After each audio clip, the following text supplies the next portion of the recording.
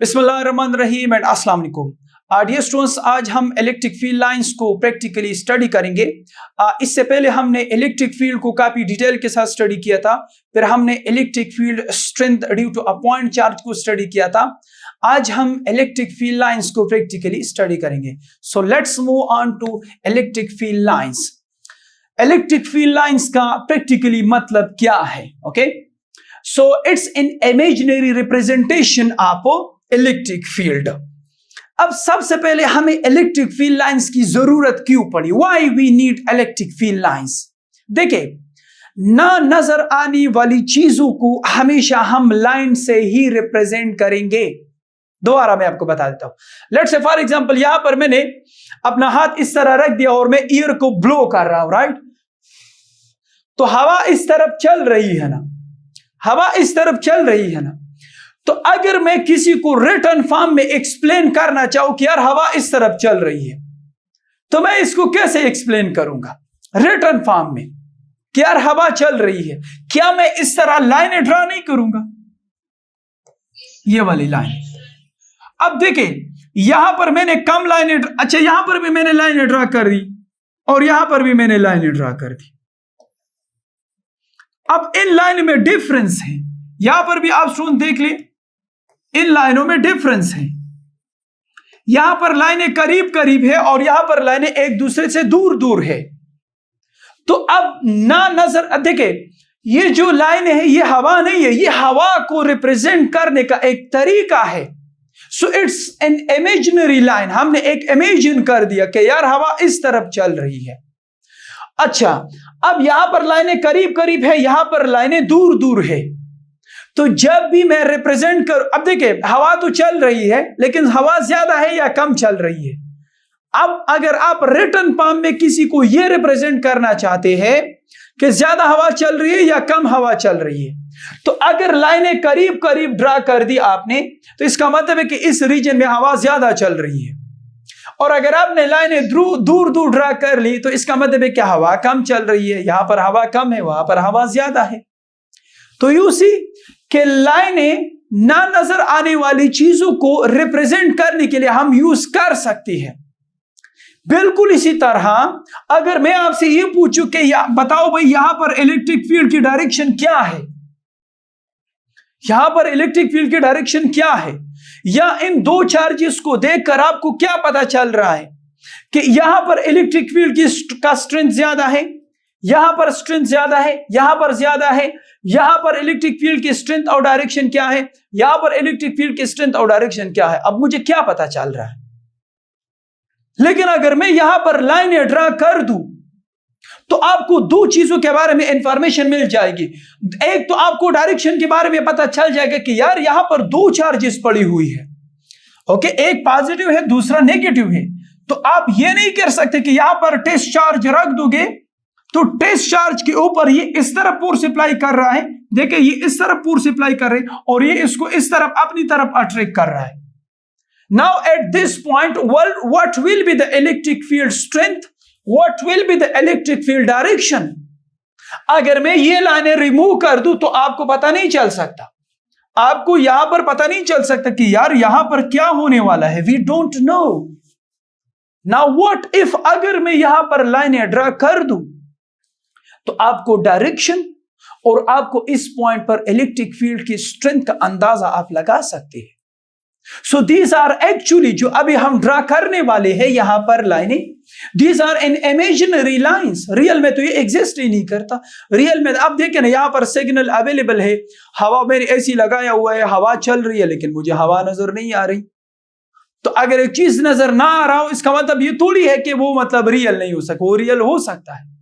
तो इसीलिए ना नजर आने वाली चीजों को आज के बाद हम लाइंस की मदद से रिप्रेजेंट करेंगे, ताकि हमें इलेक्ट्रिक फील्ड के डायरेक्शन के बारे में भी पता चल जाए और हमें रिलेटिव स्ट्रेंथ के बारे में पता चल जाए कि यार यहां पर स्ट्रेंथ कितना है, यहां पर कितना है, यहां पर कितना है, यहां पर कितना है। सारे स्टूडेंट्स को इलेक्ट्रिक फील्ड लाइंस की समझ आ रही है कि यार क्यों जरूरत पड़ रही है? हाँ, ओके। सो अब आइए जरा डिस्कस कर लेते हैं कि इलेक्ट्रिक फील्ड लाइंस है क्या चीज। ये तो मैंने सिर्फ इंपॉर्टेंस बता दी, अब इलेक्ट्रिक फील्ड लाइंस है क्या चीज और इसको ड्रा कैसे किया जाता है ये मैं रियलिटी में शो करवाऊंगा, लेकिन थोड़ा सा टाइम लगेगा जब हम एंड तक पहुंच जाएंगे। हाँ, और ये सिर्फ पहला चैप्टर है जो कि थोड़ा सा बोरिंग है। आगे जाकर जब हम करंट इलेक्ट्रिसिटी को स्टार्ट करेंगे या कैपेसिटर को स्टार्ट करेंगे, मैं वायर के अंदर, इस वायर के अंदर जो इलेक्ट्रॉन मूवमेंट कर रहा है ना, उस वायर के अंदर जो इलेक्ट्रॉन मोशन कर रहा है मैं उसको शो करवाऊंगा। मैं ये भी शो करवाऊंगा कि अगर आप देखें नंबर, आप रेजिस्टर बढ़ाने से करंट बढ़ेगा। अल्लाहू अकबर, रेजिस्टर का काम है करंट को कम करना। हम ऐसी कॉम्बिनेशन पढ़ेंगे जिसमें आप रेजिस्टर को बढ़ा रही हो और करंट भी बढ़ रहा है। Now this is something very unbelievable. ये जब हम रियल टाइम में उन इलेक्ट्रॉन्स को देखेंगे तो आप पढ़कर मजा आ जाएगा कि यार ये तो काफी मजे की चीज निकल आई है। Right, so electric field lines क्या है? It is a path along which a small positive test charge would move if free to do so. Dear students, मैंने पहले से ही क्लेरिफाई किया था कि हम आज के बाद जो भी स्टडी करेंगे वो अकॉर्डिंग टू टेस्ट चार्ज करेंगे, और टेस्ट चार्ज का मैग्नीट्यूड स्मॉल और उसकी जो साइन है वो पॉजिटिव होना चाहिए। तो इलेक्ट्रिक फील्ड लाइंस क्या है? अगर मैं एक टेस्ट चार्ज को यहां पर रख दूं और यहां पर एक पॉजिटिव चार्ज है, तो अगर मैं इस टेस्ट चार्ज को फ्री कर दूं, देन व्हाट विल हैपन? क्या होगा? चार्ज है पॉजिटिव टेस्ट चार्ज इस रास्ते पर जाएगा या नहीं जाएगा? हाँ, तो पॉजिटिव टेस्ट चार्ज जिस रास्ते पर जाएगा ना, हम उस रास्ते पर एक लाइन ड्रा करेंगे। That line is called electric field lines. So what is this line? It is actually a path along which a positive test charge would move if free to do so. अगर आपने charge को पकड़ा हुआ है फिर तो ये जा ही नहीं सकता ना। तो अगर आपने एक टेस्ट चार्ज को फ्री कर दिया तो जिस रास्ते पर वो जाएगा वही इलेक्ट्रिक फील्ड लाइन होगी। आइए मैं आपको शो करवा देता हूं। यहां पर आप जी स्टूडेंट जरा देखती जाइए कि हम लाइनों को ड्रा कैसे करेंगे। हम आखिर में इंशाल्लाह मैं डिटेल के साथ टीच भी करूंगा, बिल्कुल एंड ऑफ द चैप्टर में। तो देखिए यहां पर टेस्ट चार्ज है, सॉरी यहां पर सोर्स चार्ज है, तो जरा देखती जाइए। हाँ देखिए यहां पर एक सोर्स चार्ज है, यहां पर मैंने टेस्ट चार्ज रख दिया। तो देखिए जिस रास्ते पर ये जाएगा मैं वहां पर एक लाइन ड्रा करता जाऊंगा। ओके, यहां पर मैंने रख दिया अल्लाह जर का। यस, दूसरा लाइन ड्रा हो गया। ओ तो कुक शू सड़िया, ओहो अदुआ जर जर रवान ने जालिम बचे। अला अब मैंने नेगेटिव कर दिया। ओके, नेगेटिव को जरूरत नहीं है, फिर आप कंफ्यूज हो जाओगे, मैंने इसको रोक दिया है। तो आप स्टूडेंट्स ने देख लिया कि ये जो इलेक्ट्रिक फील्ड लाइंस है ये क्या है? ये वो रास्ता नहीं है जिसके ऊपर एक टेस्ट चार्ज जा रहा था और मैं इसको ड्रा कर रहा था, है या नहीं है? हाँ, so this path along which a positive test charge would move if free to do so, this beautiful path is called electric field lines. Okay, so this was all about the electric field lines. Okay जी, और हमेशा याद रखिए electric field lines 3 dimensional होती है। काफी खूबसूरती के साथ आप देख सकते हैं कि इलेक्ट्रिक फील्ड क्या है। इलेक्ट्रिक फील्ड जो है वो एक 3 डायमेंशनल चीज है। तो अगर इलेक्ट्रिक फील्ड 3 डायमेंशनल है तो इलेक्ट्रिक फील्ड लाइन 3 डायमेंशनल बनेगी या नहीं बनेगी? हवा लुक चेक करें, शाबाश, यस, वेरी नाइस। तो इसीलिए हाँ, वो अलग बात है कि हम व्हाइट बोर्ड पर हम इसको इस तरह लाइनें ड्रा कर देते हैं कि चलो जी ये लाइन है, ये तो 2 डायमेंशनल है, लेकिन सॉफ्टवेयर की मदद से तो मैं शो करवा सकता हूं ना। ओके, सो 3 डायमेंशनल लाइनें होती है। इस तरह यहां पर आप स्टूडेंट्स देख सकते हैं।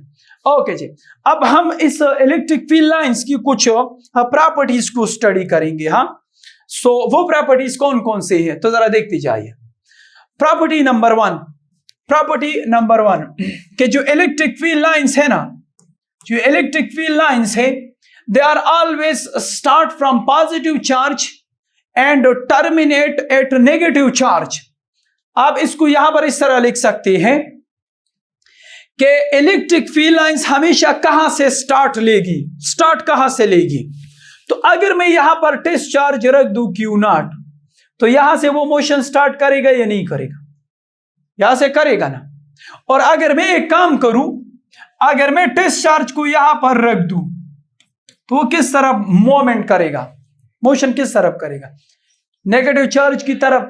हाँ, नेगेटिव चार्ज की तरफ मोशन करके यहां पर रुकेगा या नहीं रुकेगा? तो अगर यहां पर रुक गया तो क्या रास्ता खत्म नहीं होगा? क्या पाथ टर्मिनेट नहीं हो जाएगी?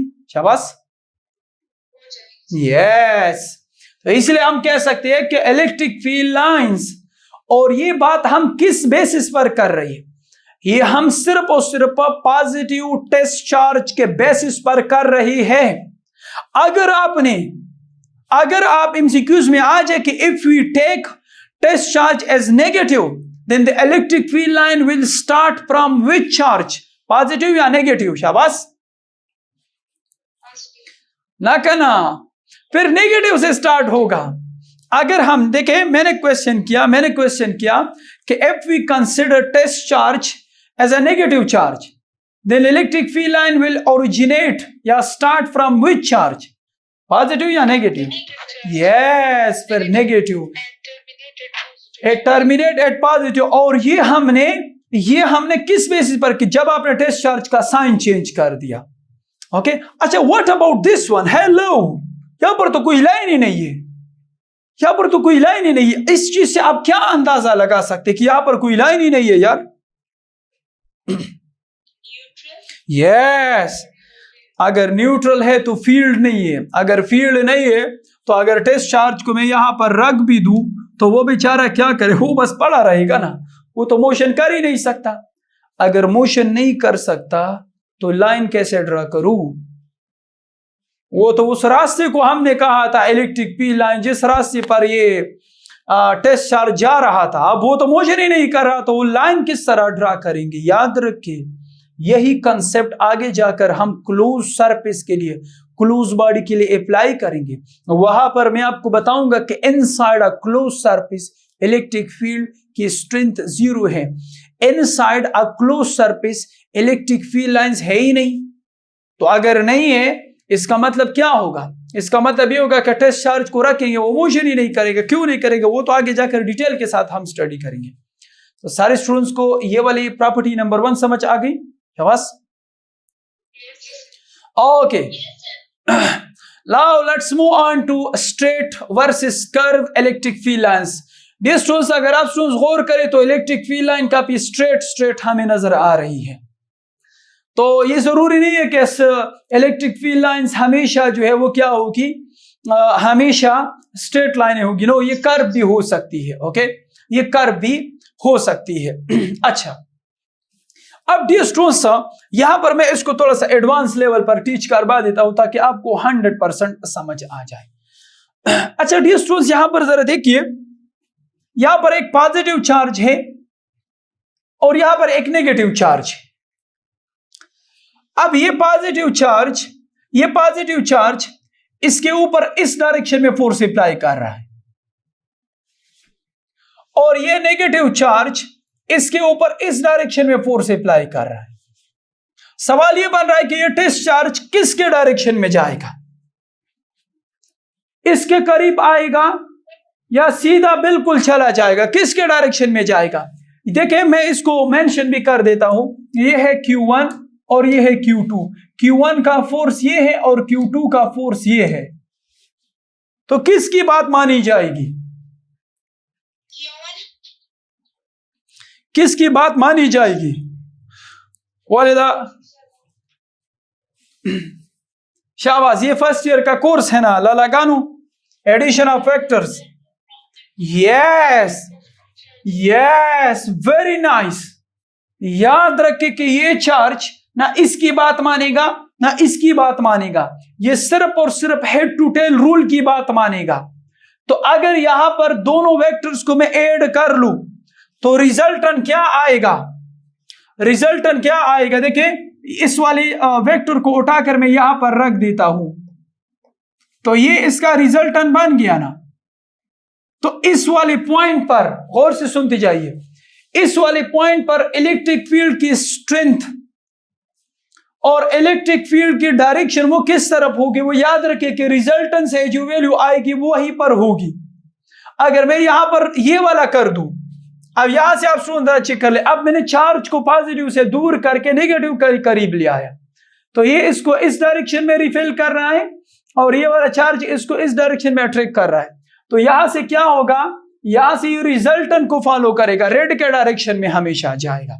तो ये बेसिकली मैं ये शो करने वाला हूं, जो आगे प्रॉपर्टी हम स्टडी करेंगे कि यहां पर आपके पास देखिए, यहां पर आप स्टूडेंट जरा देखती जाइए, हाँ, कि देखिए यहां पर electric field lines between positive and negative वो स्ट्रेट लाइन नहीं बनेगी। स्ट्रेट लाइन क्यों नहीं बनेगी? स्ट्रेट लाइन इसलिए नहीं बनेगी क्योंकि यहां पर दो चार्ज है भाई, ये इसको धकेल रहा है और ये इसको अट्रैक्ट कर रहा है। तो अब किसकी बात मानी जाए? तो एक की बात में नहीं मानेंगे, हम रिजल्टेंट की बात मानेंगे। ओके, सो दो अपोजिट चार्जेस के बीच जो इलेक्ट्रिक फील्ड लाइंस होगा वो हमेशा कर्व होगा, वो हमेशा कर्व होगा, इस तरह बनेगी। अब सारे स्टूडेंट्स को क्लियर हो रहा है कि लाइनें क्यों कर्व हो रही है? क्योंकि दो फोर्सेस लग रहे हैं ना, एक तो नहीं है ना। अगर एक होता फिर तो लाइन सीधी बन जाती, लेकिन अब दो है तो डबल फोर्सेस में फिर रिजल्टेंट फोर्स डिसाइड करेगा। तजमा खबर हमें पोएगी? हाँ, अच्छा, अब यहां पर सवाल यह बन रहा है कि eight this point what is the direction of electric field strength? अच्छा, इस वाले पॉइंट पर what is the direction of electric field strength? तो डायरेक्शन किस तरफ है? तो याद रखिए, यस, इसी पॉइंट पर हम एक टेंजेंट ड्रा करेंगे। तो फिर टेंजेंट की डिफिनेशन भी बता दीजिए कि टेंजेंट क्या है।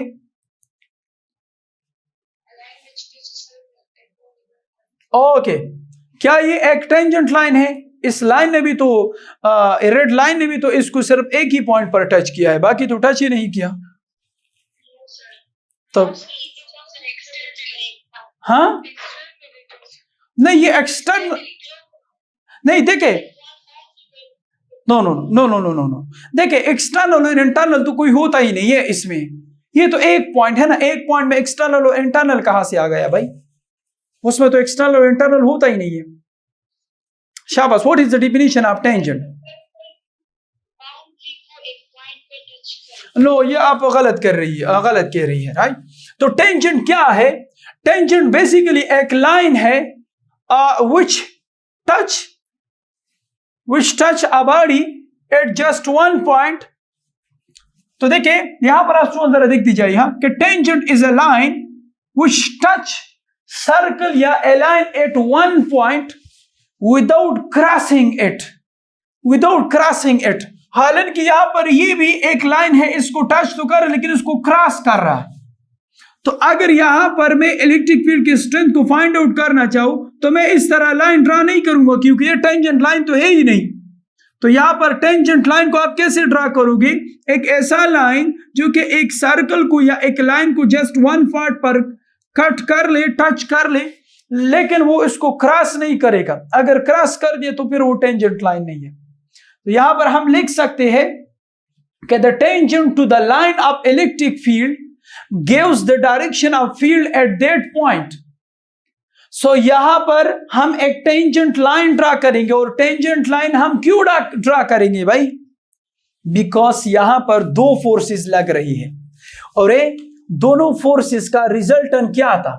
दोनों फोर्सेस का रिजल्टेंट क्या था? ये रेड कलर में है या नहीं है? मैं इसको जूम इन करके दिखा देता हूं, जूम इन करके दिखा देता हूं। ये यहां पर अगर आप टेंजेंट लाइन ड्रा करोगे तो वो रिजल्टेंट को शो करेगा या नहीं करेगा? खुद बता दे। So this is the beauty, हाँ, कि why tangent line gave us the direction of electric field strength at this point? Because tangent line show the resultant। Why the resultant? Because there are two charges, this is not a single charge, I can tell you that।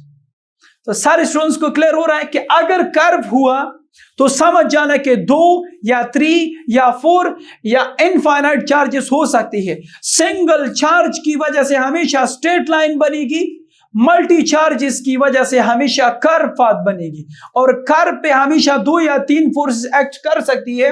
Resultant decide करेगा electric field की direction को।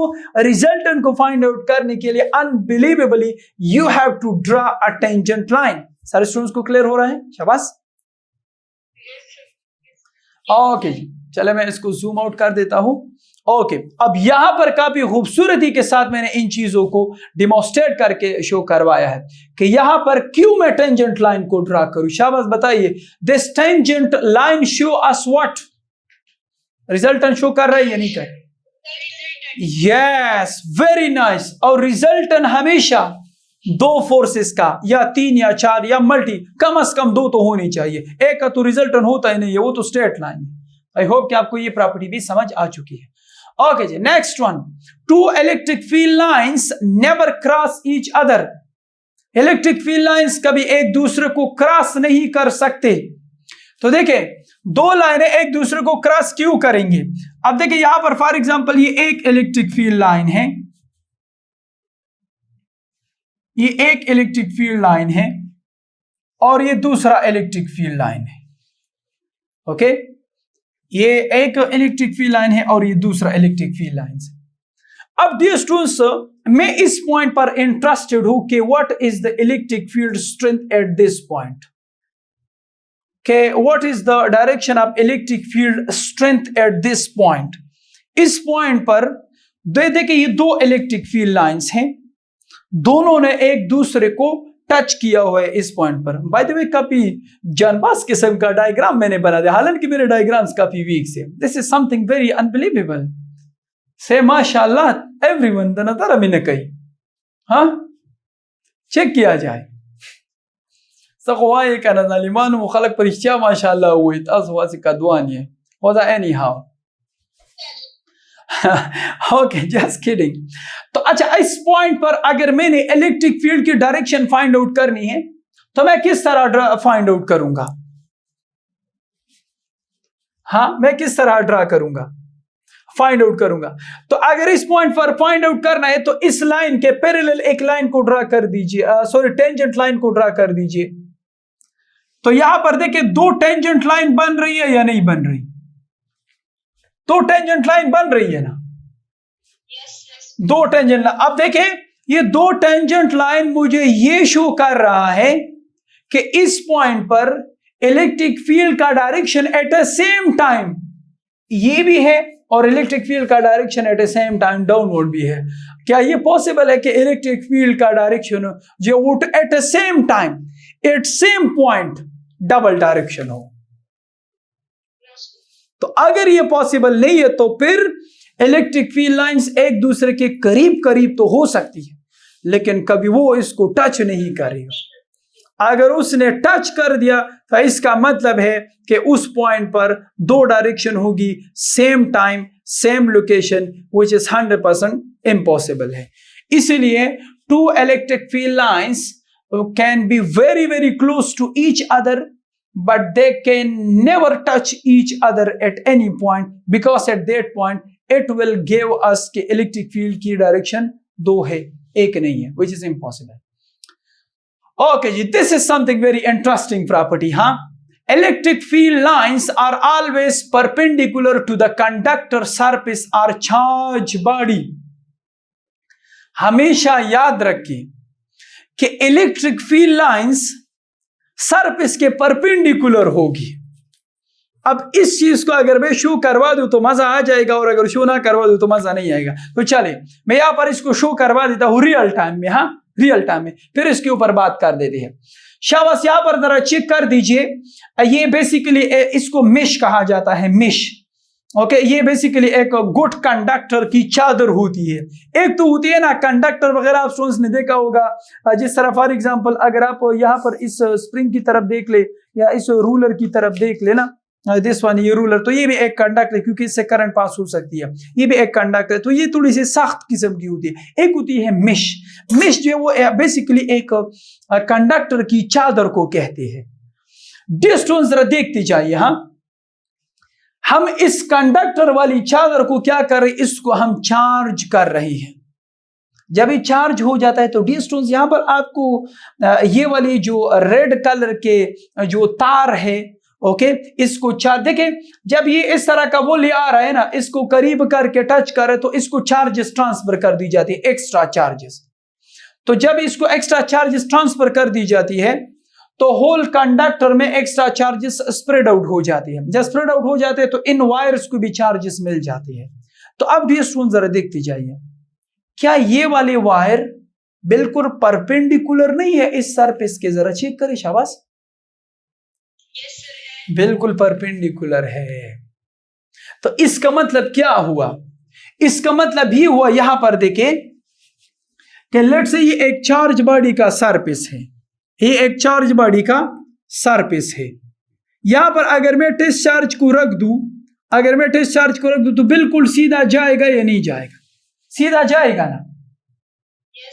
तो देखिए ये वाला जो line, इसको मैं थोड़ा सा बड़ा करके दिखा देता हूं कि ये एक सरफेस अब चार्ज बॉडी है, यहां पर टेस्ट चार्ज रख दूं तो ये वाला जो लाइन है ये बिल्कुल 100% है। इस पॉइंट पर जरा चेक करें, सिर्फ इस पॉइंट पर 90 डिग्री एंगल बना रहा है या नहीं बना रहा?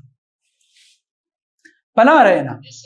अब यहां पर जरा चेक करें, हाँ अब इस वाली सिनेरियो में आप कहोगे कि सर जी यहां पर तो लाइन परपेंडिकुलर नहीं है, ये तो कर्व है। सुनो माय डियर स्टूडेंट्स, अब मैं इसको थोड़ा सा क्लोज करके दिखा देता हूं, फिर आप स्टूडेंट्स जरा चेक करें कि लाइन परपेंडिकुलर है या नहीं, ये फिर आपने खुद बताना है। वैसे यहां पर आप स्टूडेंट्स को ये वाली जो लाइन है ये कर्व नजर आ रही है या नहीं आ रही? ओके, अब मैं एक काम कर लेता हूं, अब मैं इसको जूम इन कर देता हूं, ओके, और फिर आप स्टूडेंट्स जरा चेक कर लीजिए। अब यहां पर सिर्फ एक लाइन पर फोकस कर दीजिए, सिर्फ एक लाइन पर। हाँ, ये अब मजीद जूम इन नहीं हो सकता, वरना मैं इसको और भी जूम। यहां पर जरा चेक कर दीजिए, ये वाली सिर्फ इस पॉइंट के करीब। वैसे तो ये वाला लाइन जो है वो काफी कर्व है, लेकिन इस सरफेस के करीब जरा चेक कर लीजिए, सिर्फ इस सरफेस के बिल्कुल करीब तरीन। यहां पर मैं इसको थोड़ा सा हाईलाइट करके शो करवा देता हूं, फिर इंशाल्लाह आप स्टूडेंट्स को समझ आ जाएगी।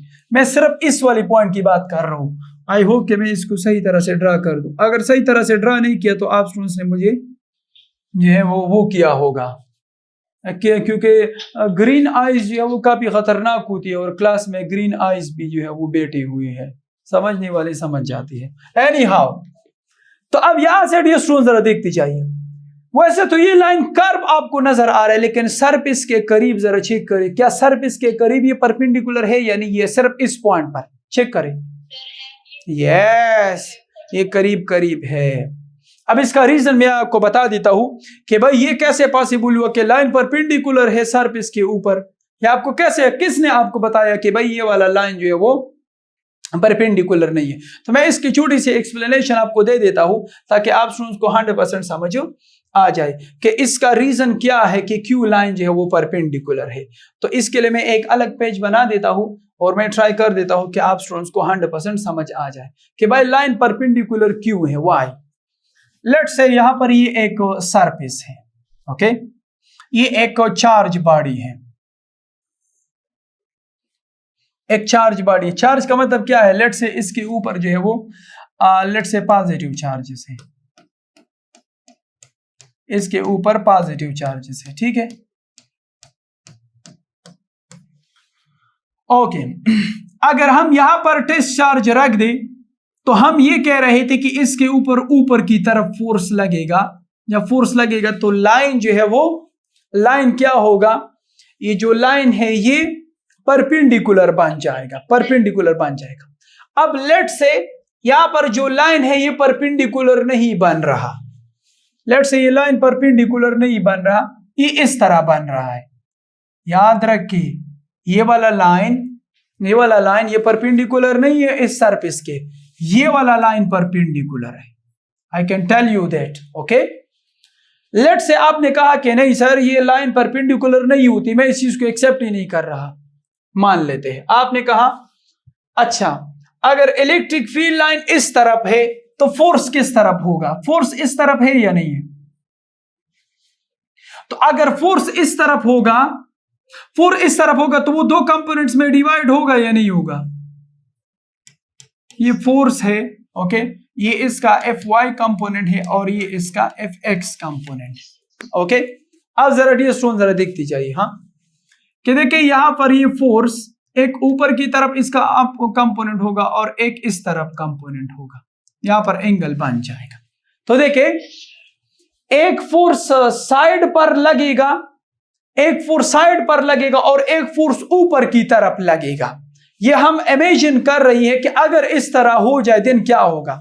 तो देखिए यहां पर जो चार्ज पड़ा हुआ है, इस वाली चार्ज की मैं बात कर रहा हूं, अगर यहां पर एक चार्ज पड़ा हुआ है और कोई इसके ऊपर इस डायरेक्शन में फोर्स अप्लाई कर रहा है, तो गौर से सुनती जाइए। ये वाला जो चार्ज है, ये जो पॉजिटिव चार्ज है, ये इस डायरेक्शन में मूवमेंट करना शुरू कर देगा खुद ब खुद। ये वाला जो चार्ज है ये भी डाउनवर्ड की तरफ मोशन स्टार्ट कर देगा, ये वाला चार्ज ये भी मोशन स्टार्ट कर देगा, ये भी मोशन स्टार्ट कर देगा, ये भी कर देगा, ये भी कर देगा।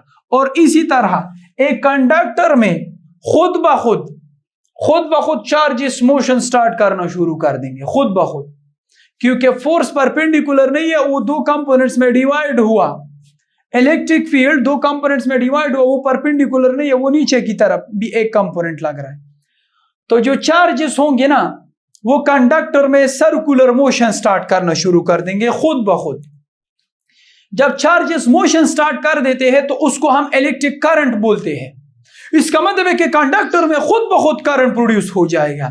यार ये पॉसिबल है कि इस कंडक्टर को मैं चार्ज कर दूं, मैंने इसको चार्ज कर दिया, मैंने इसको चार्ज कर दिया, चलो जी बस उसमें अब जो है वो खुद ब खुद करंट स्टार्ट हो जाएगा और कुछ टाइम के बाद ये गर्म हो जाएगा और इसको मैं मरी में ले जाकर जो है उसको अपने हाथों में रख दूंगा, मेरे हाथ इससे गर्म होते जाएंगे।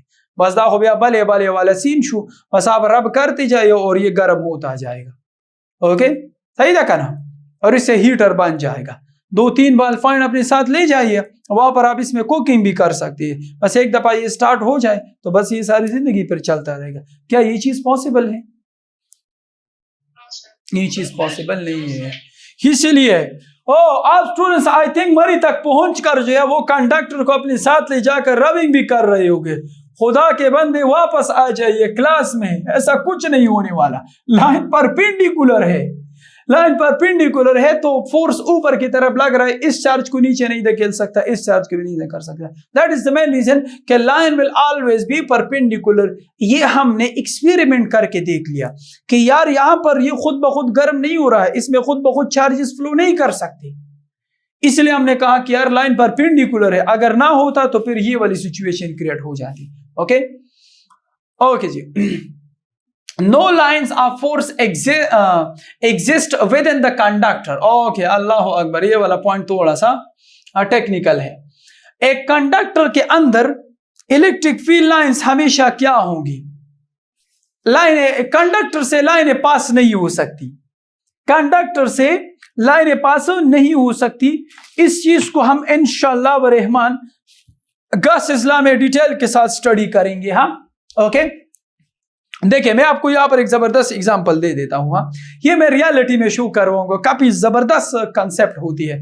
इससे आपको ये भी आइडिया हो जाएगा कि अगर ये जो थंडर स्टोन्स होती है ना, तो फॉर एग्जांपल अगर आप किसी कार में बैठे हुए तो आपको क्या करना चाहिए, मतलब ब्रेखना मेखना अक्सर चिकल कोई तंदर रापरी हो तो कन तंदर चिकल रापरी उसी नो आपको फिर क्या करना चाहिए, गॉस लॉ आपको बचा सकता है। काफी मजे की चीज है। दूसरा पॉइंट नोट कर दीजिए, क्या ये पॉसिबल है कि एक इंसान के ऊपर, एक ह्यूमन की बॉडी के ऊपर आपकी आंखों के सामने मैं 2 लाख वोल्टेज गिराऊंगा और उसे कुछ नहीं होगा? आपके घर में 220 वोल्ट है भाई, हम उसके ऊपर 2 लाख वोल्टेज गिराएंगे, 2 लाख वोल्टेज, उसको कुछ नहीं होगा और ये आपकी आंखों के सामने होगा। Something very unbelievable. आप घर में 220 वोल्ट को टच नहीं कर सकते, आपको मार सकती है, लेकिन हम 2 लाख से भी ज्यादा वोल्टेज को गिराने वाले हैं। It's because of Gauss law, जिसको हम स्टडी करने वाले हैं और ये कंसेप्ट जो अभी मैं एक्सप्लेन करने वाला हूं। तो अगर एक कंडक्टर है, सर यहां पर आपको एक कंडक्टर नजर आ रहा है, ये वायर बेसिकली सिंपल पेंडुलम से मैंने बनाया, ये रियल टाइम वो स्टील बॉल है। ओके, तो अगर इस कंडक्टर के ऊपर हम चार्जेस की स्प्रे कर ले, वो चार्जेस की स्प्रे भी मैं आपको शो करवाऊंगा कि how to spray charges on a body, ये मैं शो करवाऊंगा अपकमिंग लेक्चर्स में, थोड़ा सा इंतजार कर दीजिए। इस कंडक्टर के ऊपर अगर मैंने एक्स्ट्रा चार्जेस की स्प्रे कर ली, याद रखे कि क्लोज सरफेस की दो सरफेस होती है, एक अंदर वाली सरफेस होती है और एक बाहर वाली सरफेस होती है। इस तरह यहां पर आप देख सकते हैं कि ये एक बाल है, इस बाल के दो सरफेस है ना, एक बाहर है और एक अंदर वाला है, एक बाहर है और अंदर वाला सरफेस है या नहीं है। तो अगर मैं इस बाल के ऊपर चार्जेस की स्प्रे करवा दूं तो क्या चार्जेस अंदर जा सकती है या नहीं जा सकती, ये एक क्वेश्चन है। क्या चार्जेस अंदर जाएंगे या नहीं जाएंगे, क्योंकि क्लोज सरफेस की दो सरफेस होती है, एक अंदर होता है एक बाहर, जिसको मैं यहां पर अपने हैंड की मदद से टच कर रहा हूं, अंदर वाले को मैं टच नहीं कर सकता। If we spray extra charges on this body, आसान अल्फाज में मैंने इसको रब कर दिया, मैंने इसको रब करके ये नेगेटिव चार्ज बन गया, इसके ऊपर बहुत सारे फ्री इलेक्ट्रॉन्स आ गए। तो अब वो इलेक्ट्रॉन, सारे के सारे इलेक्ट्रॉन्स बाहर रहेंगे या अंदर जाने की भी थोड़ी सी जहमत करनी पड़ेगी, क्या होगा आपके ख्याल में? ओके, अंदर नहीं जाएंगे। बाय द वे अंदर क्यों नहीं जा सकती, ये हम डिस्कस करेंगे। हाँ, तो if you spray charges on the upper surface of a closed surface, the charges will always stay on the outer surface, ये कभी अंदर जा ही नहीं सकते। इसका मतलब क्या हुआ? इसका मतलब ये हुआ कि अगर आप एक केज के अंदर बंद है, अगर मैं इसके ऊपर वोल्टेज को गिरा भी दूंगा तो आपको अंदर कुछ नहीं होने वाला, क्योंकि चार्जेस अंदर जा ही नहीं सकते, और इसका रीजन मैं आपको बताऊंगा। ओके, तो अब हम डिस्कस करेंगे कि नो लाइंस ऑफ फोर्स, यानी इलेक्ट्रिक फील्ड लाइंस की बात की जा रही है, exist with in a conductor, एक कंडक्टर के अंदर इलेक्ट्रिक फील्ड लाइंस नहीं होती। मिसाल में दे देता है, यहां से लाइनें स्टार्ट हो रही है, यहां से लाइनें स्टार्ट हो रही है, यहां पर खत्म हो गई, बीच में कोई लाइन आपको नजर आ रहा है इनसाइड द कंडक्टर, ओके, और बाहर आपको लाइनें नजर आ रही है, यहां पर भी आ रही है, यहां पर, लेकिन अंदर आपको कोई लाइन नजर नहीं आ रही। तो इसकी अब मैं आपको रीजन बता देता हूं कि ऐसा क्यों हो रहा है, राइट। तो इनसाइड बेसिकली क्या है, inside a conductor electric field हमेशा जीरो होती है। अगर इलेक्ट्रिक फील्ड जीरो है तो फिर लाइन में कैसे ड्रा करूं यार, लाइन को कैसे ड्रा करूं मैं अगर फील्ड ही जीरो है? तो इनसाइड एक कंडक्टर के हमेशा इलेक्ट्रिक फील्ड जीरो होती है। क्यों जीरो होती है, गॉस लॉ में डिटेल के साथ टीच करवाऊंगा। फिलहाल सिर्फ जस्टिफिकेशन के लिए ये पॉइंट नोट कर दीजिए कि electric field lines inside a conductor will always B zero, because वहां पर फील्ड जीरो होती है। क्यों होती है, आगे जाकर डिटेल के साथ स्टडी करेंगे। तो इनसाइड कंडक्टर कोई भी इलेक्ट्रिक फील्ड लाइंस नहीं होती, क्योंकि वहां पर फील्ड जीरो होता है। ओके, अब आइए जरा इस चीज को प्रैक्टिकली क्यों ना देख ले। वहां पर आप स्टूडेंट्स कुछ नोट नहीं कर रहे थे। इनसाइड वायरे क्यों कड़े नहीं हो रहे भाई, बाहर वाले वायरे कड़े और इनसाइड वाले को कुछ नहीं हो रहा। हैव अ लुक, चेक करें क्या इलेक्ट्रिक फील्ड इनसाइड जीरो है या नहीं है, क्लोज सरफेस। तो फिर अगर फील्ड ही नहीं है तो फिर ये वायर कैसे कड़े हो सकती है? दूसरा एग्जांपल देख लीजिए। अच्छा, यहां पर आप स्टूडेंट जरा चेक कर लीजिए, यहां पर कुछ सीड है, सीड्स, ओके, ये कुछ सीड्स है, ओके। अच्छा, अब डियर स्टूडेंट जरा गौर से देख लीजिए, यहां पर आपको एक रिंग नजर आ रही है, ये एक क्लोज रिंग है। क्लोज बॉडी में हमेशा इनसाइड इलेक्ट्रिक फील्ड जीरो होता है। रीजन मैं आगे जाकर बताऊंगा, फिलहाल मैं अपने स्टूडेंट्स को कंफ्यूज नहीं करना चाहता, फिलहाल मैं सिर्फ शो करवा रहा हूं, क्योंकि हर एक चीज के लिए अपना टाइम, अपना टॉपिक अवेलेबल है। सो डियर स्टूडेंट जरा देखते जाइए। अच्छा, बाहर आप स्टूडेंट जरा देख लीजिए, ओके, बाहर अगर आप स्टूडेंट्स गौर करें, मेरे साथ साथ बोलते जाइए, हाँ, क्या ये वाला बाहर वाला, क्या ये क्लोज सरफेस है या नहीं है? खुद चेक कर लें। कम जाके है मणि गोरी उतन सुबह से अल्लाह अकबर हुआ, कहां पर ये क्लोज है?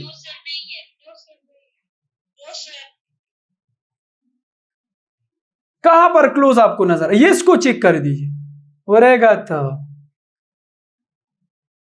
क्या क्लोज है या नहीं है? कौन सा क्लोज है? अंदर वाला। Very nice, very nice. अब हम इसको चार्ज प्रोवाइड करेंगे, इस रिंग को भी चार्ज प्रोवाइड करेंगे और इसको भी चार्ज प्रोवाइड करेंगे। यहां पर जो सीड्स होंगी उसके ऊपर फोर्स लगना शुरू हो जाएगा। अगर बाहर वाली सीड के ऊपर फोर्स लग गया तो बाहर फील्ड होगा, और अगर अंदर वाले पर फोर्सेस नहीं लगे तो ये नहीं हिलेंगे।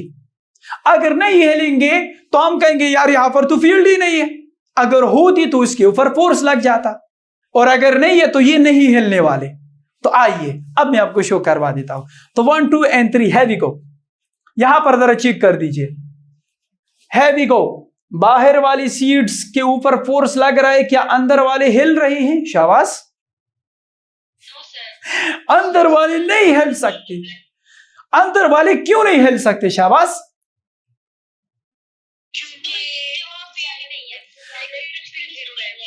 Very nice. अगर फील्ड जीरो है तो फोर्स कहां से लगेगा भाई? चेक करें। दूसरा जबरदस्त चीज अगर आप यहां पर नोट कर ले, और वो चीज ये है कि ये सीड बिल्कुल परपेंडिकुलर अटैच नहीं होना चाहते। जरा चेक करें, शाबाश, चेक करें। यस, तो इलेक्ट्रिक फील्ड लाइंस परपेंडिकुलर होगा या नहीं होगा? अगर परपेंडिकुलर ना होता तो ये सीड सर्कुलर मोशन स्टार्ट करते या नहीं करते? करते। तो it's because of the experiments कि हम ये बातें कर रहे हैं कि लाइन परपेंडिकुलर, यही तो वो एक्सपेरिमेंट है जो मैं करके दिखा रहा हूं, राइट? तो इनसाइड एक भी बिल्कुल भी नहीं हिल रहा। अब जरा लेवल को चेक करें ना, बिल्कुल वो मतलब ऐसा लग रहा है कि वो सो रहे हो और बाहर वाले जो है वो तमाशे कर रहे हैं, क्योंकि वो क्लोज नहीं है। अगर ये क्लोज होता ना तो अंदर वाले, ये अंदर वाले, उसके ऊपर कभी भी फोर्स नहीं लगता। गास इस्लाम में टीच करवाऊंगा। सारे स्टूडेंट्स को क्लियर हो रहा है? शाबाश। बाय द वे काफी इंटरेस्टिंग चीजें है, काफी मजे की चीजें। अब आप सोच रहे होंगे कि यार मतलब अगर मैं किसी केज के अंदर बंद कर दूं अपने आप को और मैं आपके ऊपर वोल्टेज को गिराता जाऊं तो आपको वोल्टेज कुछ नहीं कर सकता, आपका वोल्टेज कुछ नहीं करता, क्योंकि अंदर फील्ड ही नहीं है। हाँ, अगर फील्ड नहीं है तो फोर्स कोई लगाएगा? फोर्स कोई भी नहीं लगा। और ये मैं शो करवाऊंगा। 2 लाख वोल्टेज का वादा किया था मैंने। 2 लाख वोल्टेज हम एक इंसान के ऊपर गिराएंगे, उससे कुछ भी नहीं होगा। तो you all will enjoy that experiment इंशाल्लाह। नेचर का जादू मंगा हो दे पकी मतलब डी तकड़ू बस प्रीत मणि ये ना हो, ये आसान है नहीं, आसान बनाया गया है। So dear students, this was all about the properties of electric field lines. Electric field lines. तो आई होप कि आप स्टूडेंट्स को समझ आ चुका होगा। कल के लेक्चर में हम इंशाल्लाह electric field lines due to some charge configuration study करेंगे। आई होप कि आपको समझ आ चुका होगा। See you in the next class. अस्सलाम वालेकुम।